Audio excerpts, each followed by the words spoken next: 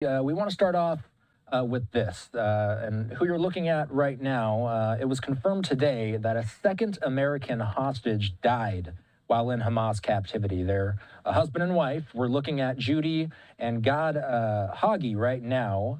She was announced dead today, and he was announced dead last week. It's widely been reported that over 100 people are still in captivity alone, but when we see reports like this, does it serve as a reminder that we truly don't know how many hostages are still alive?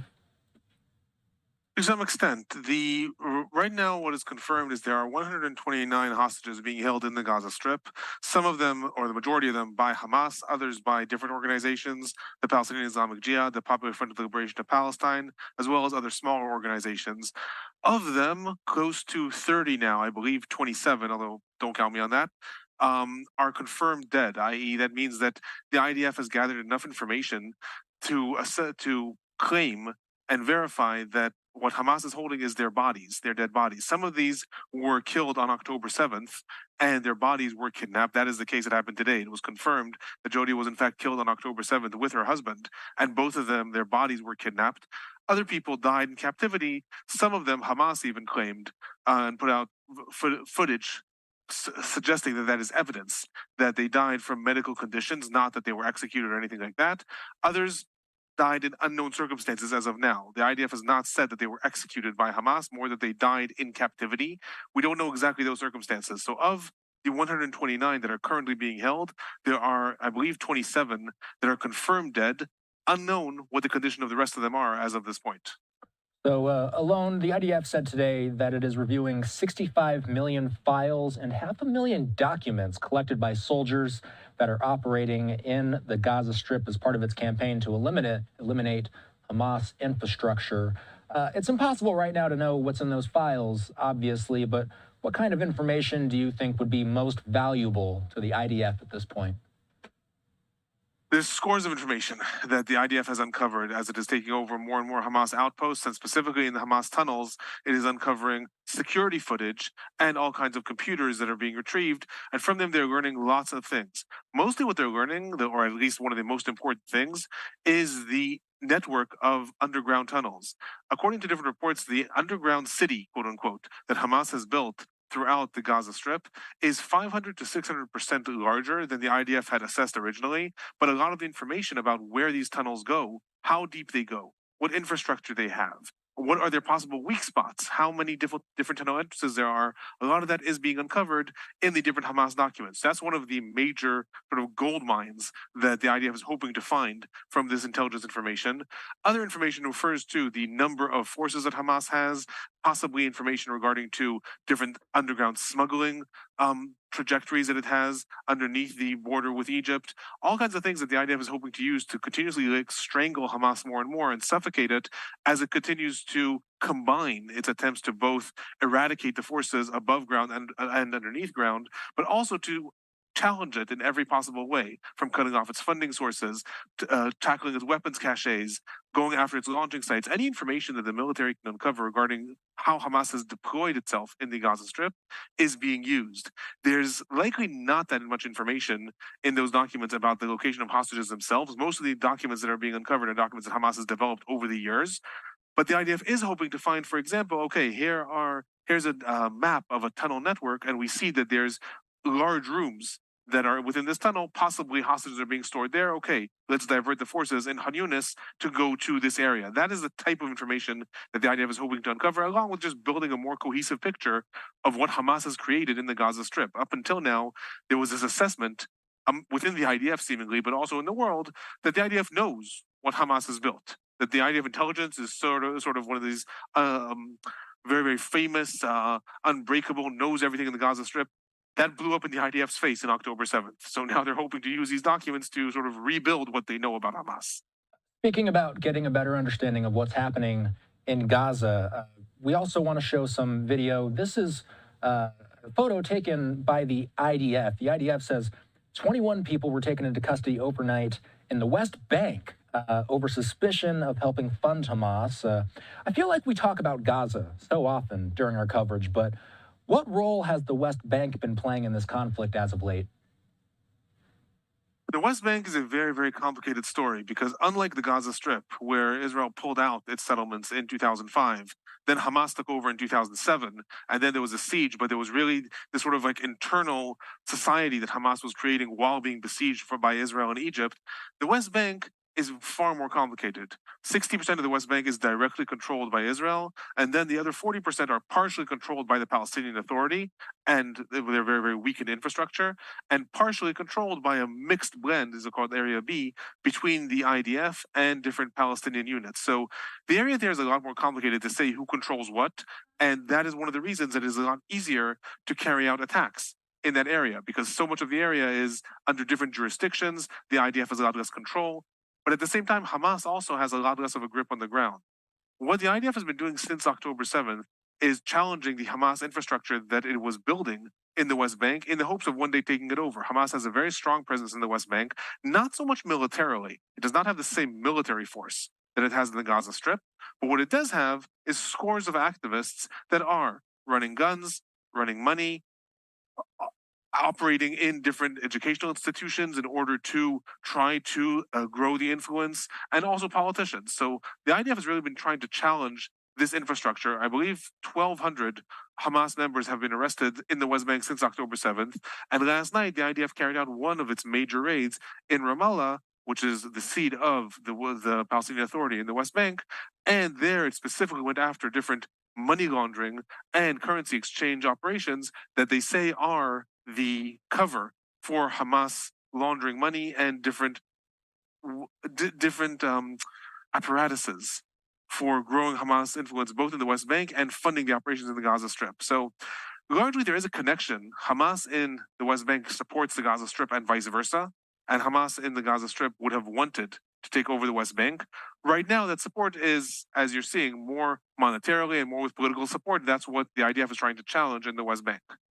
Yeah, the United Nations Children's Fund said Thursday that this year has, quote, been the deadliest year on record for children in the West Bank, including East Jerusalem, with conflict-related violence reaching unprecedented levels. We do want to pivot, though, for a moment, because we just have a statement in from the Biden administration. This is a joint statement, actually. The Biden administration, along with the governments of France, Germany, and the United Kingdom on Thursday, condemning Iran's increase in the rate of production rate of uranium. A joint statement was released today saying, in part, we urge Iran to immediately reverse these steps and de-escalate its nuclear program.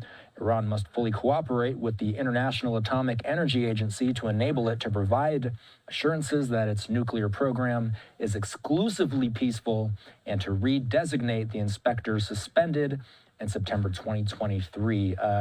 Dr. Burstein, what type of threat is posed by Iran's increased uranium production? Iran has been getting stronger and stronger in its influence in the region in the last several years, and it really saw October 7th as an opportunity.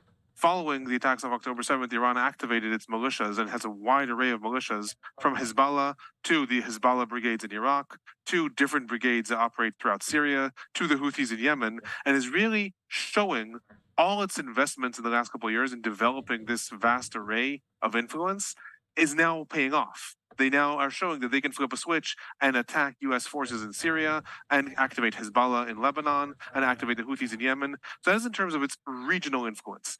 Then you have the nuclear program. And the nuclear program is something that Iran's been developing already for 20 years. It is a big threat to Israel and seen as a big threat also in general to Europe and the United States largely, because it can shift the balance of power in the Middle East. Unlikely that Iran would actually be a nuclear threat to the United States or even to Israel, but what that would cause is a nuclear arms race with Saudi Arabia, which is Iran's rival in the Islamic world, possibly also trying to get nuclear weapons. So it is a threat to the stability of the region, and Iran has proven in the last 2 months, 3 months, that they are happy to destabilize the region further. So in that sense, it is a big threat. Does the Biden administration actually have the tools to challenge Iran's nuclear program? That's a different question. Under the Obama administration, the United States entered into the nuclear deal that was supposed to forestall Iran's development of nuclear weapons. Then the Trump administration pulled out of the nuclear deal, and so Iran, justifiably as far as they're concerned, are no longer beholden to it. The United States went back on the deal under Trump, and therefore Iran doesn't need to be beholden to the deal itself. So now the Biden administration is sort of caught. On the one hand, it favors going back to a diplomatic channel, similar to the Obama administration. On the other hand, it has a lot less tools to say the diplomatic channel is something that we can entice Iran with, because who knows if the next administration, whether it is Trump or someone else, who knows, the next administration may pull out. So the United States is far weakened in its ability to say we're going to convince Iran to abandon a military nuclear program. Therefore, it's turning more towards threats. Will those threats become a military threat? That's a different question. I have my doubts that anyone wants to actually launch a war with Iran right now. But I think the United States is trying to keep the threat alive and primarily suggesting that there will be consequences. Those consequences may actually be the United States supporting Israel carrying out a military operation against Iran. I'm not sure what the nature of the threat necessarily is. I am sure that there's a lot of concern in the United States because the diplomatic channel that the Biden administration might have favored is largely closed off as of now due to the unfolding developments. An Israeli airstrike killed a senior leader of Iran's Revolutionary Guards in Syria on Monday. Fire was also exchanged with Hezbollah on the Israel-Lebanese border much of this week. In India, meanwhile, there was an explosion near the Israeli embassy in New Delhi. That is still being investigated as to what exactly happened there. What's the level of concern, Dr. Burstein, that these are smaller steps toward a wider conflict? The gloves are slowly coming off in the proxy war between Israel and Iran. Iran has, for years, made a lot of threats that they are going to eradicate Israel, destroy the cancerous tumor that is Israel. Iran has never sent a soldier to attack Israel. It alternatively sends a lot of money to others to attack Israel. Iran has funded Hamas, they funded the Palestinian Islamic Jihad, they fund Hezbollah, they fund the Houthis. They're very happy to get others to carry out their dirty work. Over the last 2 months, this is more and more coming to a boil. And really the tipping point was prior to Israel's assassination, was the fact that Iran sent a drone to attack a ship in the Indian Ocean that had some connection to Israel. This is unto itself a substantial escalation, because until now Iran was funding the Houthis that were attacking ships and challenging the entire international maritime commerce, saying that they're going to target any ships that have anything to do with Israel, that are destined for Israel, that may be owned by Israelis. When a drone was sent, according to the United States, from Iran itself to target a ship, that is already an escalation. That is saying the proxy war, the idea that Iran's not going to face Israel directly, but rather going to pay someone else, is starting to be abandoned. And in turn, Israel, which did not take responsibility for the attack, the assassination that happened in Syria, that, according to all international reporting, was done by Israel. But Israel itself is still operating as if it's in a proxy war. It's not actually saying that, yes, it carried out that assassination. It's saying that assassination happened. So that's still playing this game of saying we're not actually going to war with one another. But the gloves are slowly coming off. With Iran sending that drone in the Indian Ocean, the gloves are slowly coming off. With Israel, rather than targeting weapons transfers, presumably that it was Israel, rather than targeting weapons transfers, actually targeting the leader of the Iranian Revolutionary Guards in Syria, that is saying we're willing to take it up a notch. We're willing to now start attacking Iranians directly because Iran is taking it up a notch and is starting to target Israeli maritime forces, in this case, directly. So we're seeing the escalation. There, the vast concern is that the explosion is going to happen between Israel and Hezbollah. That is the vast concern in Europe, the vast concern in the United States. The United States has sent a lot of emissaries to Lebanon to try to pressure the government of Lebanon, the Lebanese army, to try to come up with some deal that will push Hezbollah back. The problem is that the government of Lebanon really does not want a war with Israel. Israel largely does not want a war with Hezbollah right now. But the problem is that Hezbollah listens to Iran. It doesn't listen to other forces. But everyone's worried about this escalation, and that we're seeing in the last few days, that there's rising escalations between Israel and Hezbollah. That is likely to be the next explosion rather than a direct confrontation between Israel and Iran. But what we are likely to see in the coming days is this growing escalation of abandoning the proxy war, and maybe we'll see Israel targeting Iranian forces again in Syria, not attacking Iran directly, but in Syria. We'll see Iran again carrying out attacks against Israeli targets, but not attacking Israel. Rather attacking, maybe, as you said, an Israeli embassy somewhere. We're seeing a level up in the proxy war, not yet a level up to a full confrontation between the countries, but we're getting there gradually. And of course, we've been seeing a lot of fighting on the southern Lebanese border, the northern Israeli border. The last thing I wanted to ask about, Axios is reporting that U.S. Secretary of State Antony Blinken is expected to travel to the Middle East again next week to visit Israel, the West Bank, Jordan, Saudi Arabia, the United Arab Emirates, and Qatar. Of course, Qatar being one of those important mediaries that we've been hearing so much about. What are you going to be watching for as Blinken makes his fifth trip through the Middle East late next week? I think what we need to look out for is more and more indications that the U.S. administration is really, and I'll say the same harsh words that I said yesterday, is really losing its patience with Israel. The fact is that the U.S. has demanded of Israel, started from a request, then there were reports it was more of a demand, that Israel move on to the next phase of the fighting in the Gaza Strip, that is the more low-intensity fighting, stop the massive aerial bombardments, and move to more surgical attacks as of the beginning of 2024. Israel has not agreed to do that. There is disagreements within Israel's war cabinet, but even the ones that are favoring moving to the next phase want that to happen within the next week or two, and others want it to happen at the end of January. More importantly, the United States is mounting a lot of pressure on Israel to say, what is your plan for Gaza? What is the plans for the day after? Are you planning to govern Gaza with your military, go back to an active occupation? Are you planning to simply withdraw your forces? Israel has said that it is going to maintain IDF control of the security situation in Gaza, but does not plan to govern it directly. In turn, there's other very, very hawkish right-wing elements in Israel that are saying that Israel should reestablish settlements in the Gaza Strip. Others are saying that shouldn't happen. And the United States is really losing patience and really wants Israel to come up with its plan, even if it disagrees with that plan, so that the United States can start negotiating. What is that going to be? As far as the United States is concerned, the Palestinian Authority should be reinstated in the Gaza Strip. Palestinian Authority has said they're not going to agree to that unless this is part of a concrete plan towards a two-state solution. Israel, in turn, has said it is not going to allow the Palestinian Authority to come back. And I think the United States is really losing pressure with Israel saying this no, this no, this no. Okay, so what yes? And I think that that is really what I'm going to look for. And when we're looking for how Antony Blinken is going to try to convey to both Prime Minister Netanyahu, Minister Gantz, Defense Minister Gallant, that on the one hand, the U.S. and the Biden administration are unwavering in their support for Israel.